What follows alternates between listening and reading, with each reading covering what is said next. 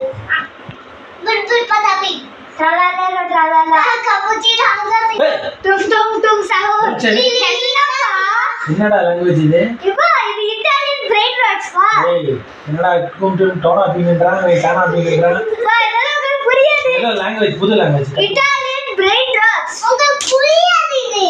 யார் சொல்லி தராங்க உங்களுக்கு? இது டிவில பார்த்தோம். டும் டும் டும் டும் சவுண்ட். ஐயோ பைத்தியம் பிடிச்சிருக்கு.